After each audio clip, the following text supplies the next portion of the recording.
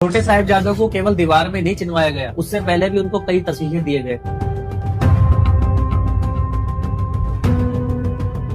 तस्वीरें मतलब कष्ट दिए गए। सबसे पहले तो पहला कष्ट तो यही है कि उनका परिवार बिछड़ गया। दूसरा कष्ट ये है कि वो 3 दिन से भूखे हैं। अब जब गंगू उनके साथ गद्दारी करता है तो मोरिंडा में जाके शिकायत करता है और मोरिंडा से सिपाही आते हैं गंगू के घर माता गुजरी जी को लेने और छोटे साहिबजादों को लेने। अब वो कैसे लेके जाते हैं? वो छोटे साहिबजादों को रस्सी से बांधते हैं, माता गुजरी जी को भी हाथ पे रस्सी से बांधते हैं। छोटे साहिबजादों को बोरों में बंद कर देते हैं, ऊपर से बोरा भी बंद कर देते हैं। माता गुजरी जी को इतिहासकार लिखते हैं कि हाथ बांधने के बाद उनके मुंह पर एक ऐसा थैला लगाया जाता है जिसे घोड़े के ऊपर लगाया जाता है खाना खाने के लिए, और उस थैले में मिर्ची डाली जाती है। इसके बाद जब वो दरबार में आते हैं तो 2 जर्नैल इनाम पाने के लिए छोटे साहिबजादों को इस्लाम धर्म कबूल करवाने के लिए अलग तसीहे देते हैं। उन्होंने छोटे साहिबजादों के वस्त्र उतारकर उनके ऊपर शहतूत की डंडी से उनको पीटा। पीपल के पेड़ में छोटे साहिबजादों को बांध दिया गया। उसके बाद उनके ऊपर गुलेल से पत्थर मारे गए। एक पत्थर छोटे साहिबजादे फतेह सिंह जी की आंख पर लगता है, उसमें से खून निकलने लगता है। छोटे साहिबजादे अपना हाथ ऐसे रख लेते हैं। इतिहासकार ऐसा लिखते हैं कि उनके हाथों को जलाया गया ताकि वो इस्लाम धर्म कबूल कर ले। इतनी सारी तस्वीरें देने के बाद जब वो इस्लाम धर्म कबूल नहीं करते तब फतवा जारी होता है कि उनको दीवार में चिनवा दिया जाए। जब जल्लाद उनको दीवार में चिन रहे हैं तो उनके घुटने बाहर आ रहे हैं, तो वहाँ पर